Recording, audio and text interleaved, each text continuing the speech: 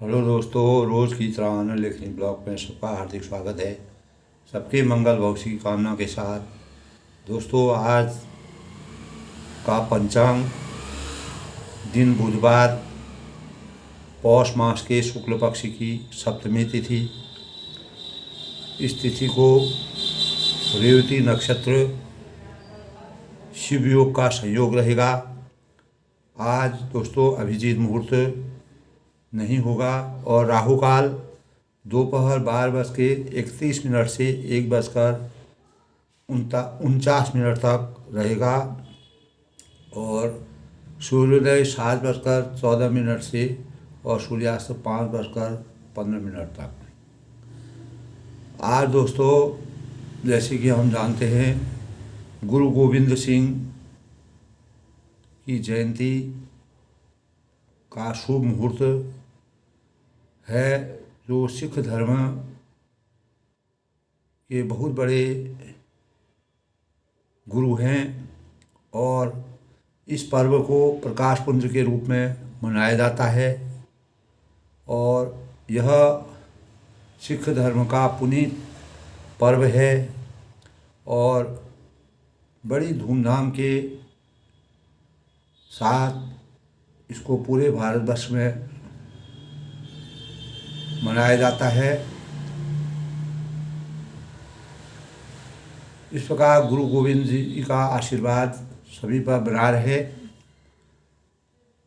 यह इस प्रकार दोस्तों, यह सूक्ष्म पंचांग आज का है। आज अभिजीत मुहूर्त नहीं है, किसी प्रकार के शुभ कार्य या मंगल कार्य नहीं होंगे।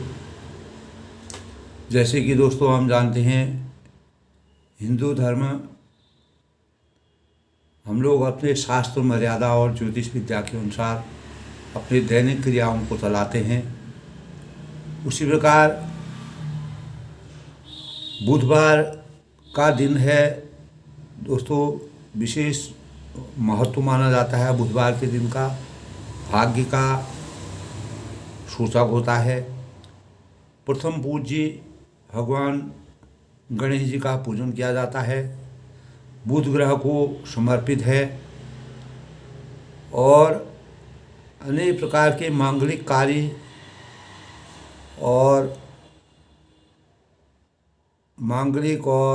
आमोद विनोद के कार्य करने के लिए बुधवार का दिन बहुत शुभ माना जाता है। आज के दिन दोस्तों किए गए कार्यों में जो कार्य किए जाते हैं, भगवान गणेश जी का आशीर्वाद उसमें रहता है और यह दिन व्यापार का बहुत ही अच्छा कारक माना जाता है और भाग्य का शुभ चिंतक होता है। बुध को वृद्धि का कारक माना जाता है और जिसकी कुंडली में दोस्तों बुध फल देने वाला होता है, वह व्यापार में अपार सफलता प्राप्त करता है। व्यापार का कारक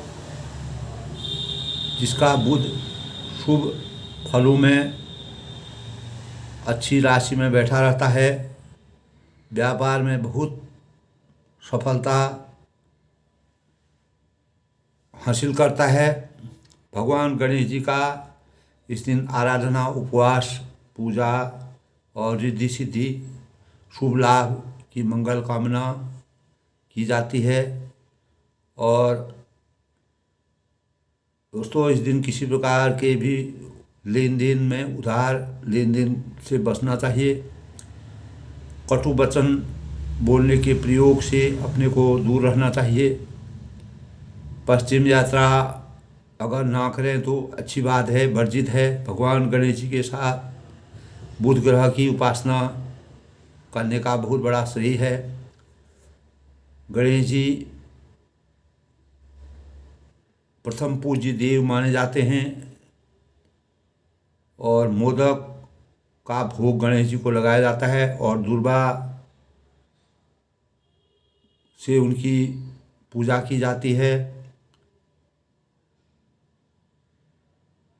इस प्रकार दोस्तों गणेश जी हमारे जीवन में भाग्य, विद्या, ज्ञान के प्रतीक माने जाते हैं। सबसे बड़ी चीज़ ये होता है दोस्तों, उस बुधवार के दिन अगर हम किसी कार्य में उड़ान भरते हैं या अच्छे कार्यों के लिए जाते हैं, बुधवार का दिन शुभ माना जाता है। ख़ास तौर से उड़ान भरने के लिए, कोई अच्छे कार्य करने के लिए। और बुधवार को दोस्तों भाग्य का द्योतक माना गया है और जिसके ग्रह में प्रबल बुध होता है और वह अगर बुध आपके लग्न में बैठा रहता है और बुध की अगर शुभ चिंतक होता है तो हमारे जीवन में सफलता का द्योतक होता है, हमारे भाग्य में चमत्कार होता है। इस प्रकार के भाव ज्योतिष विद्या के अनुसार हमको मालूम होते हैं। दोस्तों गणेश जी का उपासना करना, ध्यान लगाना, गणेश जी को दुर्वा चढ़ाना और मोदक लड्डू का भोग लगाना, विधि विधान के साथ अगर गणेश जी का पूजन किया जाता है, हमारे अगर किसी भी जातक के ग्रहों में अगर बुध कमज़ोर भी होता है तो गणेश जी की उपासना करने से ओम गण गणपते नमः, ओम गण गणपते नमः, ओम गण गणपते नमः, ओम गण गणपते नमः, ओम गण गणपते नमः, इस प्रकार हम 108 बार गणपति देवता का ध्यान लगा के जप करते हैं तो अनेक प्रकार के कार्य हमारे जीवन में सफल हो जाते हैं और हमको मनोवांछित फलों की प्राप्ति होती है। दोस्तों रामचरितमानस का अयोध्याकांड के प्रसंग में भरत जी और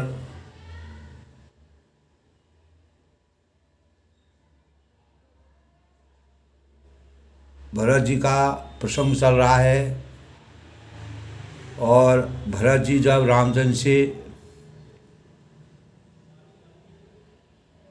मिलने वन में चित्रकूट को रवाना होते हैं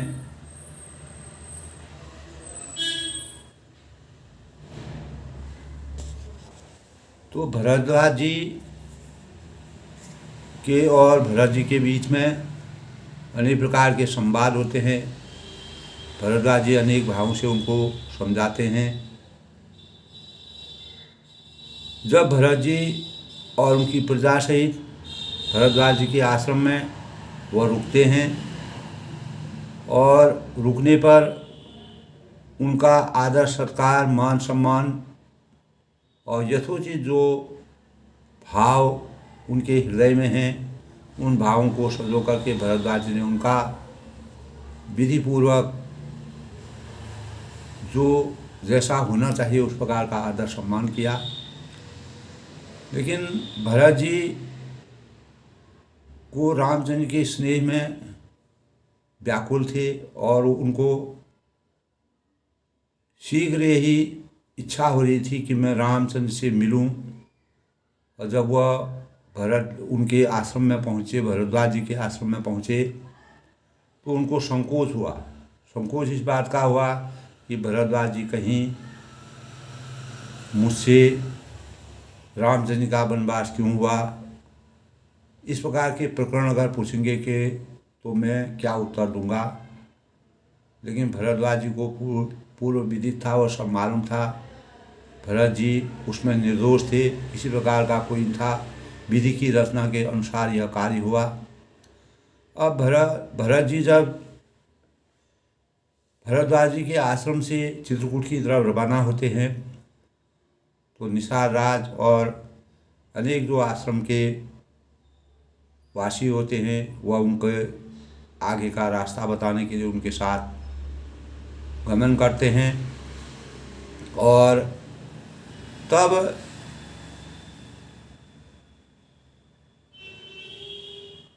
देवलोक में इंद्रदेव को बहुत चिंता हो जाती है कि अगर भरत और रामचंद्र जी का मिलन होता है और इस मिलन के परिणाम स्वरूप अगर रामचंद्र जी अयोध्या को लौट जाएंगे तो देवलोक में अनर्थ हो जाएगा। और जो हमारी अभिलाषाएं थी, हमारी इच्छाएं थी, जो हम सुख की प्राप्ति के भाव रच रहे थे, तो उन्होंने इस प्रकार के भाव रचने की कोशिश की। तो अब वह बृहस्पति देव के पास गए। उन्होंने कहा कि किसी प्रकार का इस प्रकार का कुटिलता रची जाए, जैसे हमने पहले के कई का हृदय परिवर्तन किया था उसी प्रकार का कार्य किया जाए। लेकिन बृहस्पति देव ने तब इंद्रदेव को समझाया और राम और भरत की महिमा का पूरा वृत्तांत उनको समझाया। और उन्होंने कहा कि रामचंद्र जी ऐसे मर्यादा पुरुषोत्तम भगवान रामचंद्र जी हैं जो स्वयं के लिए होने वाले कष्टों को बर्दाश्त कर लेते हैं। उसमें उनको वनवास मिला था तो उनका स्वयं के लिए था, तो उन्होंने उसको बर्दाश्त किया और वन के लिए वह गमन हो चले गए। और उन्होंने बिना किसी मतभेद के, बिना किसी अवहेलना के वनवास को स्वीकार किया और वह वनवास 14 साल का वनवास के लिए गए। लेकिन भरत जी का जो स्नेह और भक्ति है, उस भक्ति भाव से वह प्रजा के साथ रामचंद्र से उनको लौटाने के लिए रामचंद्र से मिलने आते हैं, उनके आशीर्वाद को प्राप्त करते हैं, राम भक्ति में लीन हैं।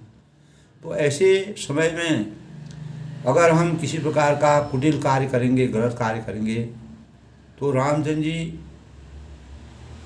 इह लोक में तो वह बुराई का पात्र होगा।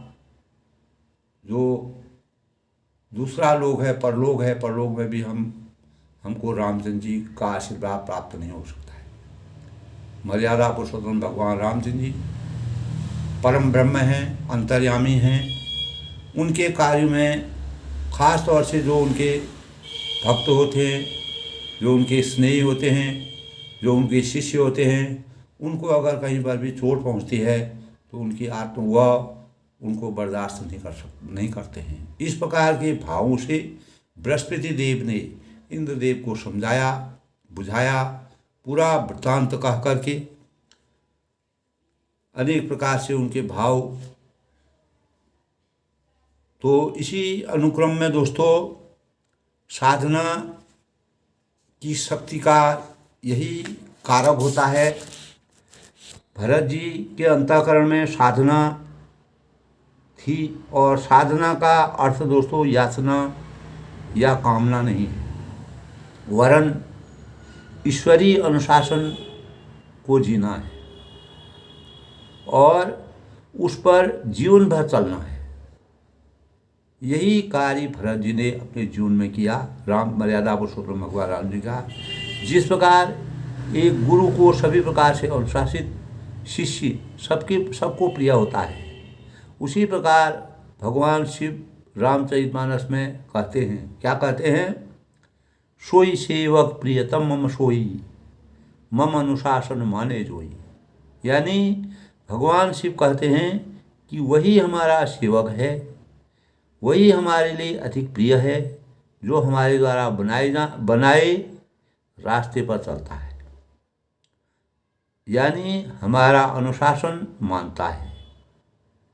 भगवान रामचंद्र जी भी रामचरितमानस में यही कहते हैं। तुलसीदास ने इस प्रकार की रचना की है कि निर्मल मन जन सो मोहि पावा, निर्मल मन जन सो मोहि पावा, मोहि कपट छल छिद्र न भावा। अर्थात जिसका मन निर्मल होता है वह भी मुझे प्रिय है और मुझे कपटी छली व्यक्ति प्रिय नहीं है। अतः अपने मन मंदिर में भगवान को बसाने के लिए व उनकी कृपा पाने के लिए मन का निर्मल होना आवश्यक है। यही बात बृहस्पति जी ने इंद्र देव से भी कही थी। ईश्वर के अनुशासन को मानना आवश्यक ही है, परमावश्यक है। अपने अंतस यानी अंतर्मन का आमूलचूल रूपांतरण हमारे जीवन का सबसे बड़ा मानवीय गुण है, और अपने और सचमुच ही समस्त साधनाओं का और पूजा पद्धतियों का सार भी यही है। जो हम साधना करते हैं, किस भाव से हम साधना करते हैं, किस विचारों से हम साधना कर रहे हैं, हमारे मन में क्या त्याग है, क्या पराकाष्ठा है, किस हमारा लोक कल्याणकारी भाव हैं, या हम निजी हित के लिए कर रहे हैं तो लोक कल्याणकारी भाव हैं, किस प्रकार की साधना हमारे अपनी चेतना को जगाने के लिए करते हैं, तो यह मायने रखता है। तो दोस्तों, पूजा पद्धतियों का सार भी यही है, और यदि हम ऐसा कर सकें तो हमारी साधना सचमुच ही फलदायक होती, वही साधना जो है फलदायक होती है। इस प्रकार की बातों से रामचरितमानस में भी इस प्रकार का प्रकरण है। यही भाव बृहस्पति देव ने इंद्रदेव को समझाया था कि ऐसे समय में किसी प्रकार की कुटिलता हमारा यह लोक और परलोक, जो भी मर्यादा पुरुषोत्तम भगवान रामचंद्र जैसे अंतर्यामी यानी भरत जी और रामचंद्र के बीच में जिस प्रकार का मिलन हो रहा है, उसमें किसी प्रकार का कोई बाधक बनेगा तो उसको रामचंद्र जी कभी मर्यादा पुरुषोत्तम भगवान राम जी उनको नहीं सह सकते, उसको बर्दाश्त नहीं कर सकते हैं। इसी प्रकार के भाव उनके अंतःकरण में आते हैं, और तब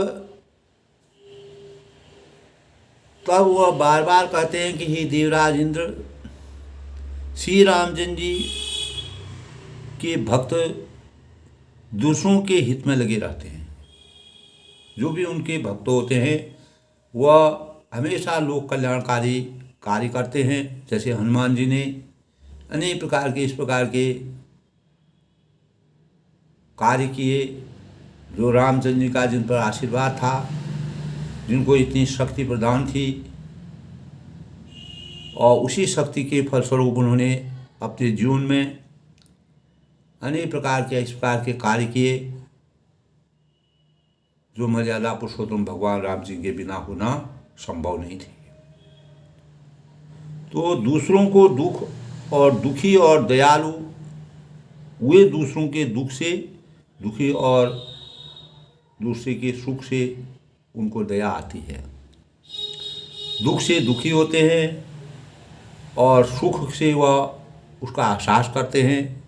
फिर भरत जी तो भक्तों के शिरोमणि हैं, और उनके बिल्कुल उनसे किसी प्रकार का डर भाव हमारे अंतःकरण में नहीं होना चाहिए। रामचंद्र जी मर्यादा के पूरे पूरक हैं, और उन्होंने जिस प्रकार का प्रण ले रखा है, जो उनको चाहे पृथ्वी पलट जाए, सूर्यवंश की यही रीति है रघुवंश की दोस्तों। रघुकुल रीति सदा चली आई, प्राण जाए पर बचन जाई। किसी भी प्रकार की अगर कोई भी बाधा आती है, उसको वह चुनौती दे करके उसको पूर्ण करते हैं, और वह अपने जो उनका संकल्प होता है उससे बिल्कुल भी वह विचलित नहीं होते, उससे हटते नहीं हैं। इस प्रकार से बृहस्पति देव ने इंद्रदेव को समझाया और पूरी बातें कही। आज के प्रसंग में दोस्तों, सत्य संग प्रभु सुर हितकारी, भरत राम आयस अनुसारी, स्वार्थ विवश विकल तुम हो, भरत दोष नहीं रावण हो। तब वह कहते हैं कि सत्य संग प्रभु सुर हितकारी, प्रभु श्री रामचंद्र जी सत्य प्रति की और देवताओं का हित करने वाले।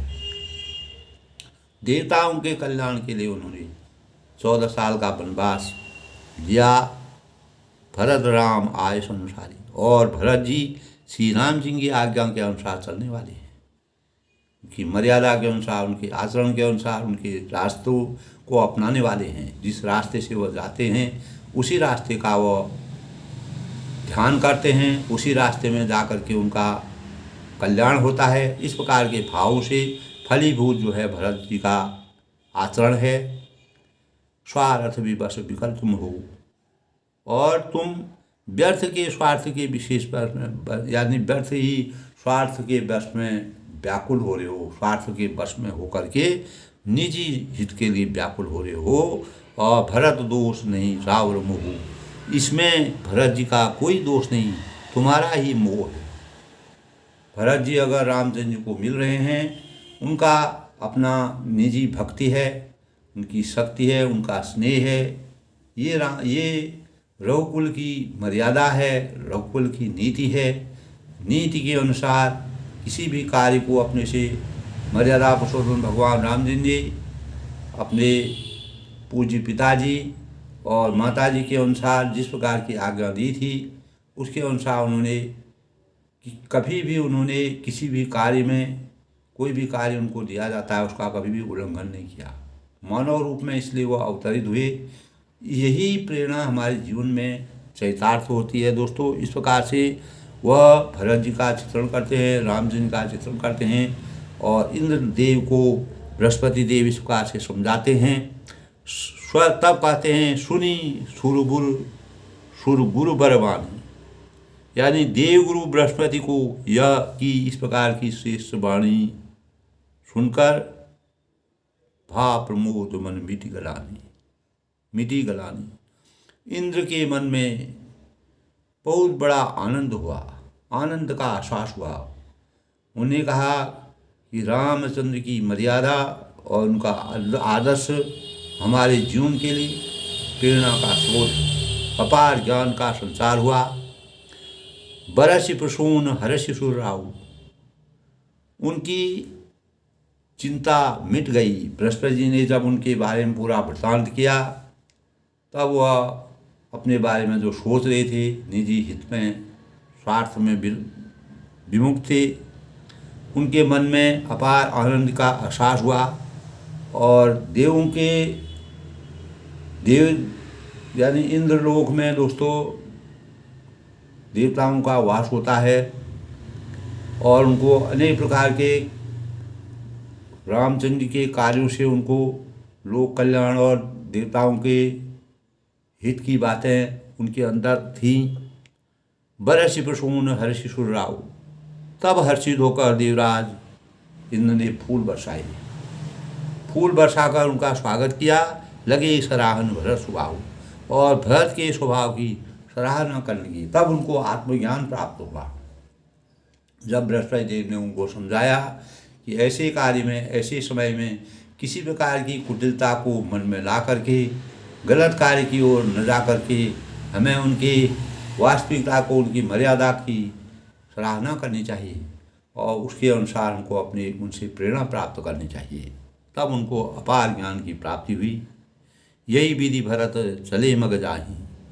इस प्रकार भरत जी भरद्वाज जी के आश्रम से जैसे ही रास्ते में आगे जा रहे थे, दशा देख मुनि सिद्ध सिहानी। इस प्रकार भरत जी मार्ग में चले जा रहे हैं, और उनकी प्रेममयी दशा देखकर मुनि और सिद्ध लोग भी सिहाते हैं।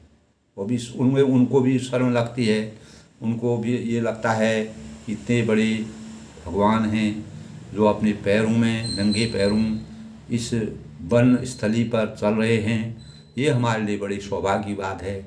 उनको स्वयं ही संकोच होता है, सिहाते हैं वो लोग। और जब ही राम कहीं दे उषा, यानी भरत जी अभी राम राम कहकर लंबी सांस लेते हैं।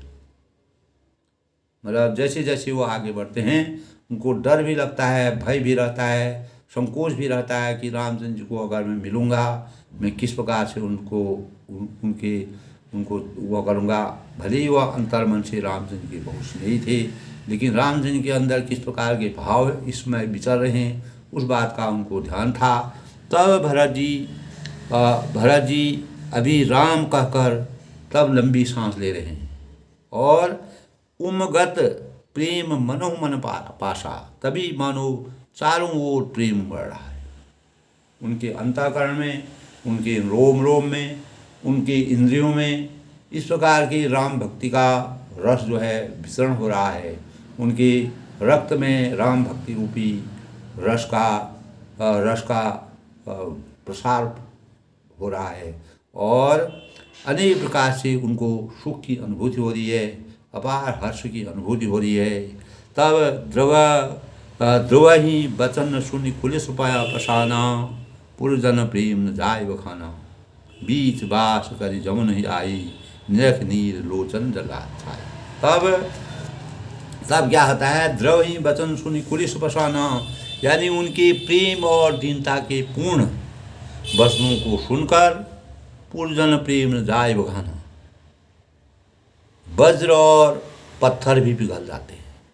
इस प्रकार के वचनों को सुन करके, भरत जी के चरित्र को सुन करके दोस्तों, हमारे जीवन में अगर हमारी वाणी मधुर होती है, हमारे अंतःकरण में परमात्मा का वास होता है, हम मृदुभाषी होते हैं और इसी भाव से, इसी मृदुभाषी से, मृदु भाव और सरल व्यक्तित्व होने से हम अनेक लोगों का दिल जीत लेते हैं, पत्थर भी पिघल जाते हैं। दोस्तों, इस प्रकार की व्याख्या तुलसीदास जी ने की है। वास्तव में कोई आदमी कठोर हृदय का होता है, कठोर हृदय भी पिघल जाते हैं अगर हमारे अंतःकरण में सच्चे प्रेम की भावना होती है।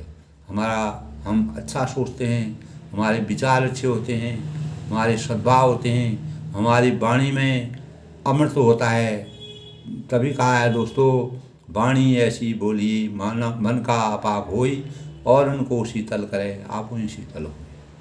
इस प्रकार की वाणी, भरत जी का चरित्र चित्रण इस प्रकार की वाणी, कबीरदास जी ने भी कहा है, वाणी ऐसी बोली मन का अपाप होई। इस प्रकार की वाणी और सरल भाषा का हमको वाणी का प्रयोग करना चाहिए, जिससे हम मन का आपाक हो, हमारे हृदय का जो कमल है वह खिल जाए और उनको शीतल करे।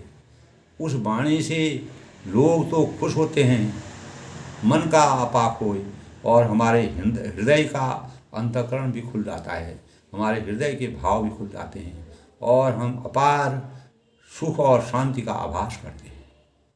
इसी प्रकार दोस्तों, यानी उनके प्रेम और दीनता से पूर्ण वचनों को सुनकर वज्र और पत्थर भी पिघल जाते हैं और जितने भी बीच बास कर जम नहीं आए, अयोध्यावासियों का प्रेम करते नहीं बनता है और बीच में निवास यानी मुकाम करके भरत जी जमुना जी के तट पर आए और जमुना जी का जल देखकर उनके नेत्रों में जल भराया। तब जमुना जी का जल उन्होंने जब देखा तो उनके नेत्रों में जल भराया। उसके बाद दोस्तों, रघुबर बरन बिलोग बरो बार समेत समाज, यानी श्री रघुनाथ जी के श्याम रंग का सुंदर जल देखकर यमुना जी के शरीर की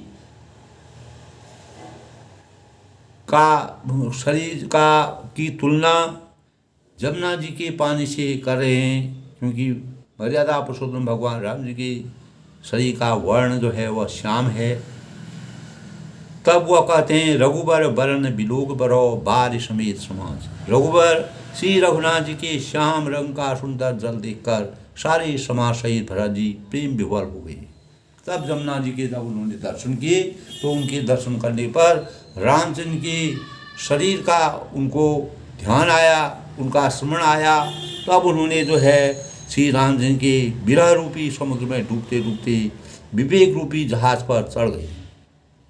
होत मगन बारिश विरह चढ़े विवेक जहाज, अर्थात यमुना जी का श्याम वर्ण जल देखकर सब लोग श्याम वर्ण भगवान के प्रेम में विह्वल हुए। सभी जो भी प्रजा भरत जी के साथ आ रही थी और चित्रकूट की तरफ जा रहे थे, सब लोग राममय हो गए, राम की भक्ति में लीन हो गए। ऐसी जमुना के जल के स्वरूप को देख करके रामचंद्र जी के शरीर से उसकी उसकी तुलना करते हुए सब प्रेम के भावों में डूब गए, विह्वल हो गए। हो तो मगन बारिद विरह चढ़ी विवेक विवेक, और उन्हें न पाकर विरह व्यथा से पीड़ित हो गए। तब यानी रामचंद्र की विरह में व्याकुल हो गए। तब भरत जी को यह ध्यान आया कि जल्दी चलकर उनकी साक्षात दर्शन करेंगे। यानी परम ब्रह्म परमेश्वर मर्यादा पुरुषोत्तम भगवान राम जी के अब साक्षात दर्शन हमको होंगे। और इस विवेक से हुए फिर इस प्रकार के भावों को सोच करके और जमुना जी के दर्शन पा करके उसमें उनको रामचंद्र जी का स्वरूप दिखाई देने लगा। ऐसे भावों से वह और उत्साहित हो गई, उनका मनोबल और बढ़ गया रामचंद्र की भक्ति में। जैसे जैसे वह उनके नज़दीक पहुंच रहे हैं, उनका अंतः जो है जागृत हो रहा है, प्रेम की धारा बह रही है, भक्ति के भाव सृजित हो रहे हैं, आत्मा में शांति का आभास हो रहा है। जमुन तीर ते ही दिन करो बासु, भयों समय सब सबई करो बासु। उस दिन जमुना के किनारे निवास, तब भरत जी ने उस दिन जमुना के किनारे पर निवास किया, जिस प्रकार रामचंद्र ने भी वहाँ पर निवास किया था, अपना वास किया था। और भयों समय सब स्वयं सुबासु, समयानुसार सबके लिए खान पान आदि की सुंदर व्यवस्था उन्होंने की थी। रात ही घाट घाट की तरनी, और निषाद रात का संकेत पाकर और रात ही रात हुई घाट घाट अगणित नावें वहाँ आ गईं, उनका वर्णन नहीं किया जा सकता है। इस प्रकार से अनेक नावें जो है जमुना के किनारे पर लग गईं। निषाद रात थे, उन्होंने इस प्रकार का प्रबंध किया। नाव में ही उस समय की यात्रा चलती थी दोस्तों। समुद्र पार करना होता है, गंगा जी को पार करना होता है, जमुना जी को पार करना होता था तो नाव से ही। और जो नाविक समुद्र के किनारे या गंगा जी के तीर पर, जमुना जी के तीर पर जो निषाद रात जिनका कार्य नावों को चलाना था, उनकी शरण लेकर के वो आगे चलने के लिए तैयार हुई। प्रात पार भई एक ही सेवा, तोई राम सखा की सेवा। तब प्रात पार भई एक ही खेवा, सवेरे एक ही खेवे में सब लोग पार हो गए। एक ही बार में जब नाव पूरी लग गई तो एक ही खेवे में, एक ही बार में जो है नाव में, सभी नाव में क्रम से सब लोग बैठ कर के पार हो गए। तो से राम सखा की सेवा, और रामचंद्र के सखा निषाद रात की इस सेवा से वह अपार संतोष की अनुभूति उनको हुई। दोस्तों, मर्यादा पुरुषोत्तम भगवान रामचंद्र जी के लिए अवध, वहाँ जहाँ राम निवास हो, परमात्मा का जहाँ निवास होता है, वो जहाँ रहते हैं वहाँ अवध जैसा वातावरण हो जाता है। इस समय जिस प्रकार दोस्तों अयोध्या में रामचंद्र का प्राण प्रतिष्ठा हो रही है और अयोध्या का वातावरण बहुत ही सुरम्य हो गया है। राम राज बैठे त्रिलोका, भयं गयं सब शोका। सब लोग प्रसन्न हो रहे हैं, खुश हो रहे हैं, अपार आनंद की अनुभूति हो रही है। इसी प्रकार का वातावरण उस समय भी हो रहा था। राम जहाँ हैं वहीं अवध, वहाँ जहाँ राम निवास हो। मर्यादा पुरुषोत्तम भगवान रामचंद्र जी वन में भी हैं, तो वहाँ भी चित्रकूट में भी अयोध्या का जैसा उनको एहसास हो रहा है। यानी इस प्रकार चली नहाई निधि सिरनाई, निधि ही सिरनाई साध निसारा दो भावी। और इस प्रकार सेवा से संतुष्ट हुए। उनकी जो निषाद रात ने जिस प्रकार की सेवा की थी, उससे भरत जी ने अपार आनंद की अनुभूति हुई। और फिर स्नान करके नदी की सिर नवाकर निषाद राज के साथ दोनों भाई आगे को उन्होंने प्रस्थान किया। प्रजा के साथ पूरे नाव में सबको सवार करके वो आगे चले। आगे मुनिवर वाहन आछे, राज समाज जाय सब पाछी, ते पाछे दो बंधु बराय थे, भूषण बसन भीष जाते। यानी आगे मुनिवर वाहन आछे, यानी आगे अच्छी अच्छी सवारियाँ, श्रेष्ठ मुनि लोग उसमें बैठे हैं, पीछे सारा राज समाज बैठा हुआ है। और ते ही पाछे दो बंधु बयाधी, और उनके पीछे दोनों भाई। अंत में जो है उन दोनों भाई सादे भूषण वस्त्र में, वेश में पैदल ही चल रहे हैं। सब जो है नाव में चल रहे हैं और अनेक प्रकार के वाहनों में चल रहे हैं। लेकिन दोनों भाई भरत और शत्रुघ्न का इस प्रकार का प्रण था कि मर्यादा पुरुषोत्तम भगवान रामचंद्र भी जब वन में गमन किए थे वह भी नंगे पैर रहे थे, इसलिए वो भी पैदल ही चल रहे हैं। सेवक सुहद सचिव सुत साधा। तब दोस्तों सेवक, मित्र और मंत्री के पुत्र उनके साथ हैं, जो उनके सेवक हैं। सेवक सुहद सचिव सुत साथा, यानी सेवक है, मित्र है और मंत्री हैं, सुमंत हैं कि पुत्र उनके साथ हैं। और सुमिरथ लखन शिव रघुराजा, लक्ष्मण, सीता जी और श्री रघुनाथ जी का स्मरण करते जा रहे हैं। जो भी उनके साथ चल रहे हैं और मर्यादा पुरुषोत्तम भगवान रामचंद्र जी और लक्ष्मण जी और सीता जी का स्मरण करते हुए, उनका ध्यान लगाते हुए आगे बढ़ रहे हैं। और जहाँ जहाँ राम वास विश्वासा विश्रामा, जहाँ जहाँ रामचंद्र जी विश्राम किया वैसे ही स्थान पर, उन्हीं जगहों पर जाकर के उन्होंने वहाँ भी उन्होंने प्रेम सहित जो है जमुना पर, गंगा पर और जिन जिन जगहों पर भगवान रामचंद्र जी ने अपना विश्राम स्थली बनाई, वहीं पर उन्होंने भी अपनी विश्राम स्थली बनाई। यही भाव दोस्तों, यही मनोभाव है, उनका सच्चा स्वरूप है, यही मानव जीवन का सबसे बड़ा कर्तव्य है। इसी को तुलसीदास जी ने इस प्रकार का वर्णन किया है। मगवासी नर नारी सुनी, धाम काम तज धाय। तब जो अयोध्या के जो वहाँ के वासी हैं, वनवासी हैं, जमुना के किनारे जिस प्रकार रामचंद्र जी गए थे, उसी प्रकार भरत जी की भी प्रजा सहित भरत जी आगे बढ़ते हैं। मार्ग में रहने वाले जितने भी स्त्री पुरुष हैं, नर नारी सुनी, धाम काम तज धाय। तो अब सुनकर वह घर पूरा काम काज छोड़ करके उनको देखने के लिए आ जाते हैं। देख स्वरूप स्नेह स्वभाव, और उनके सौंदर्य को देख करके, उनके रूप को देखकर, उनकी आभा को देख करके, उनके दर्शन के लिए देख करके जन्म लेने का फल पाकर आनंदित होते हैं कि हमने ऐसा इस प्रकार के भगवान की दर्शन की और उनके भाई के दर्शन की, हम उनको अपार हर्ष की अनुभूति हुई। वह जो है एकटक नगर से देखते आए हैं, पूरा कामकाज छोड़ करके वह राम भक्ति में लीन हो गई, भरत जी को देखते रह गई। कहीं सब प्रेम एक एक पाही। तब वह गांव की स्त्रियां एक दूसरे को प्रेम पूर्वक कहती हैं। क्या कहती हैं? राम लखन सखी होई न नाही। सखी, हे राम लक्ष्मण, ये राम लक्ष्मण हैं कि नहीं? और बय बपु बरन रूप सोई आली, यानी इनकी अवस्था है, शरीर है, रंग रूप है, वैसा ही दिख रहा है। चारों भाई एक समान दिखते थे दोस्तों, उसी प्रकार का रूप था, रंग था, स्वरूप था। केवल चेहरे में थोड़ा सा बदलाव सबका था, लेकिन उनकी जो आभा थी, सबकी आभा एक समान थी। ऐसा देख कर के उनको आश्चर्य हो रहा है कि रामचंद्र जी हैं, उन्हीं का स्वरूप ये है या कौन, ये राम लक्ष्मण के समान हैं। ये इस प्रकार से आपस में विचार विमर्श एक दूसरे से पूछते हैं। वही रंग है, वही शील है, वही स्नेह है, वही उसी प्रकार से दिख रहे हैं। शील स्नेह शरीर समचाली, और चाल भी उन्हीं के समान है। दोस्तों ये होता है कि मतलब किसी भी कोई भी वंशज होते हैं, वह एक पिता के विपुल कुमारा हो, वहीं रूप रंग गुणशील अवारा। ऐसा भी रामायण में कहा गया है दोस्तों, रामचरितमानस में। एक ही पिता के अलग अलग संतान, लेकिन उनका गुण रूप स्वरूप अलग अलग होता है, लेकिन उनके अंतःकरण में ऐसा लग रहा है कि उनको सबकी आभा एक समान दिख रही है।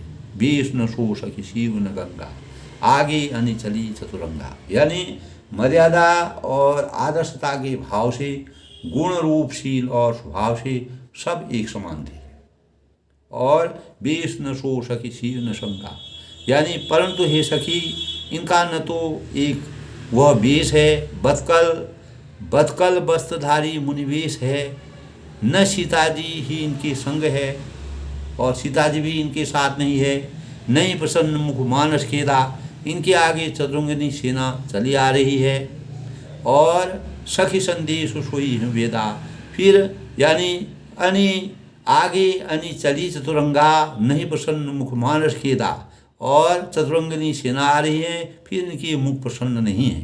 यानी ये प्रसन्नता का अनुभव, इनके चेहरे में प्रसन्नता खुशी नहीं है, यानी एक प्रकार का दुख के जैसे भाव लग रहे हैं। सखी संदेश हो ये वेदा, इसलिए इनके मन में खेद है, हे सखी इसी भेद के कारण संदेह हमको भी संदेह होता है। तो वहाँ के जो वासी हैं, जो जमुना के किनारे जमुना से आगे जब चित्रकूट की तरफ भरत जी का पूरा प्रजा सहित वो आगे जाते हैं, वहाँ की नर नारियाँ, वो रहने वाली जो प्रजा है, वो अनेक प्रकार के भावों से अपने संकोच करते हैं और उनके अंदर संशय होता है कि दिख तो ऐसे ही रहे हैं, रूप रंग गुणशील अपारा इसी प्रकार का उनका है, लेकिन उनके साथ सीता जी नहीं हैं, वही रामचंद्र जी हैं या कोई और हैं, इस प्रकार से वह सोच रहे हैं। तब उनको संदेह हो रहा है उनके मन में, तासु नरकती गण मन मानी, उसका यानी उसका तर्क युक्ति अन्य स्त्रियों के मन भाया। तब उन्होंने क्या किया, परंतु इसकी इनका न तो तब उनका जो तर्क था, युक्ति थी, और स्त्रियों ने भी उसको माना कि कोई उसको जान गया। उनका तासु तर्क तीय गण मन मानी, उनके तर्क को सुनकर सभी स्त्रियां ने अपने मन उनके विचारों को भाया। कहीं सकल ते ही समन शयानी, वह कहती हैं कि इनके समान शयानी चतुर कोई नहीं है। ते ही सराय वाणी पुर पूजी, इनकी सराहना करके तेरी वाणी सत्य है और बोली मधुर बसंती अदूजी, और इस प्रकार उनके समान करके दूसरों स्त्री मीठे वचन बोलती है और दूसरे इस प्रकार से एक दूसरे से आपस में मीठे वचन को बोलती हैं। कई सपेम सब कथा प्रसंगु, तब श्री राम जी की रासलीला का आनंद जिस प्रकार से भंग हुआ था, वह सब कथा का प्रसंग प्रेम पूर्वक कहकर जेहि विधि राम राजरस भंगु, भरत ही बहुरी सराहन लागो, कहकर फिर वह भरत जी के शील स्नेह और सौभाग्य की सराहना करते हैं। यानी अयोध्या में जिस प्रकार का वातावरण हुआ था, कैकेयी ने इस प्रकार का कोप भवन में गई और कैकेयी का पहले दासी का हृदय परिवर्तन हुआ, उसके बाद कैकेयी का हृदय परिवर्तन हुआ। उसके बाद जो है कैकेयी ने वरदान मांगे और एक से रामचंद्र जी को 14 साल का वनवास, दूसरे से भरत जी को राजगद्दी। तो ये सब विवरण जो है सौभाग्य की सराहना। और फिर भरत जी जब अपने ननिहाल से वापस आए तो उन्होंने इस प्रकार का विवरण देख करके वो बहुत ही व्यथित हो गए, दुखी हो गई। उन्होंने सब लोगों के समझाने पर, माताओं के, गुरुओं के और मंत्रियों के, प्रजा के समझाने पर उनका मन नहीं माना। तब उन्होंने वन की तरफ गमन किया।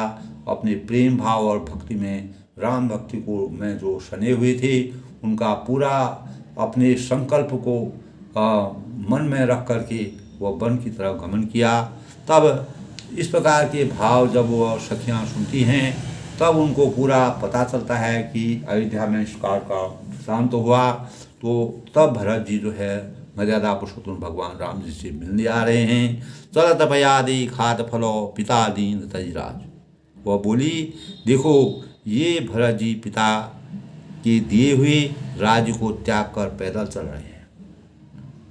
तो उनके जो उन्होंने इनको राजमहल दिया था उसको इन्होंने त्याग दिया है और ये पैदल जिस प्रकार मर्यादा पुरुषोत्तम भगवान राम चले, सच्चे भाई हैं, सच्चे भक्त हैं, सच्चे शिष्य हैं, यही मर्यादा कहती है, यही आदर्श कहता है, यही मानवीयता कहलाती है।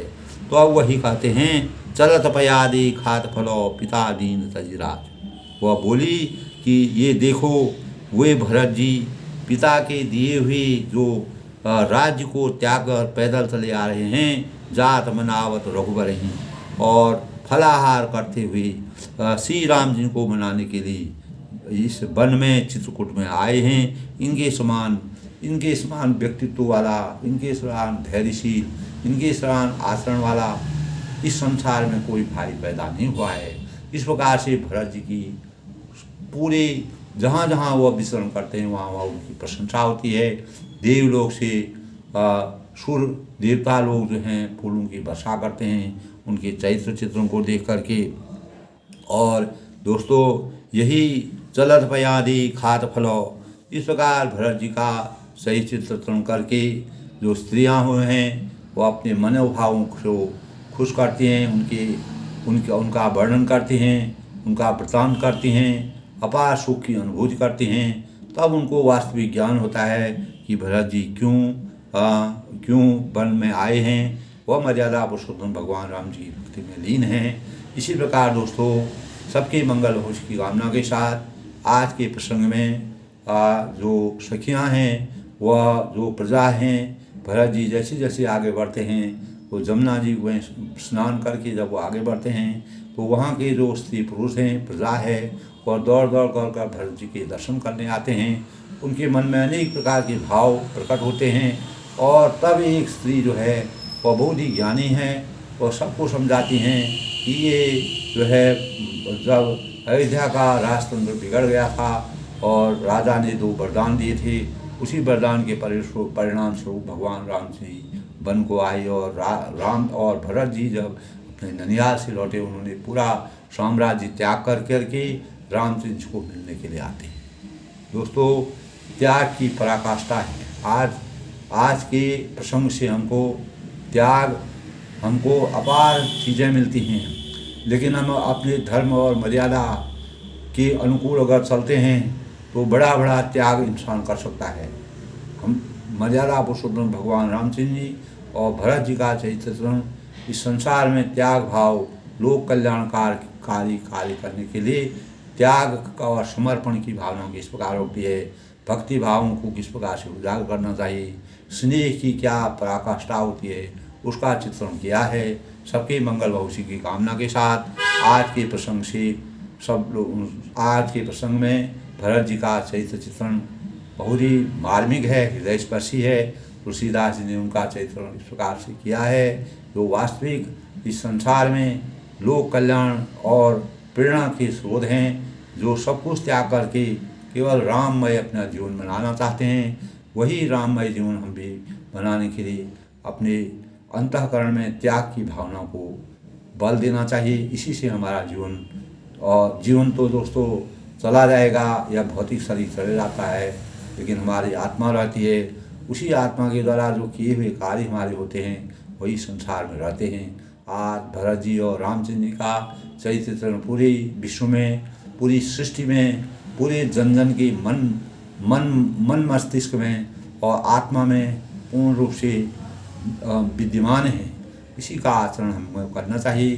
सब लोग खुश रहें, प्रसन्न रहें। सबके मंगल की कामना के साथ सबको धन्यवाद।